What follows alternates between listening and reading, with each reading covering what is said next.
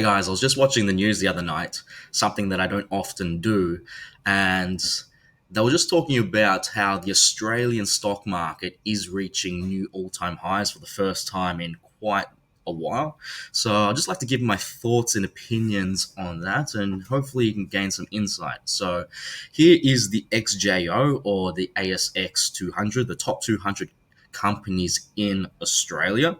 And yeah, it's right. The market broke out over the last few weeks to a brand new high. This is a new high since like August 2021. So if we're looking here, yeah, we just went above it. So we're practically at that same price now. So August 2021, it's quite a few years.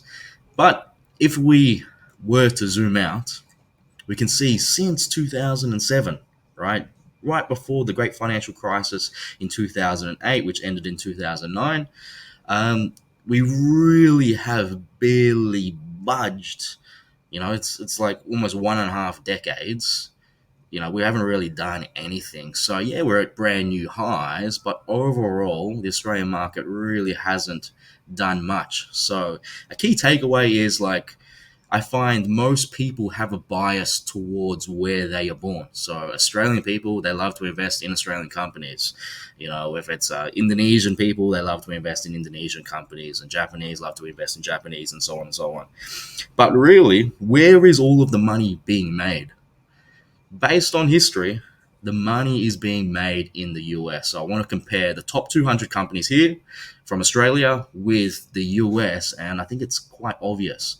So first of all, I just want to turn on, um, and see these three lines here. So what I've done is I've measured the peak in 2007 down to the bottom in 2009, and that was roughly like a 53% drop. So above 50%, half your money wiped out.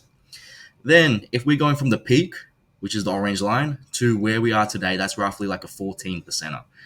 Then, if we're going from the low, and you bought exactly on a low, which is practically impossible, but just for the sake of this exercise, if you went from the low to the peak today, that's 140% gain over those years.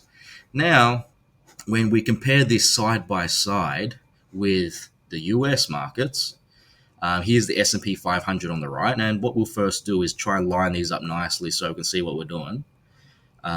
So what I kind of want to do is just roughly eyeball it. So the dips are the same size. So first of all, I need to put this into logarithmic. All right, and line this up.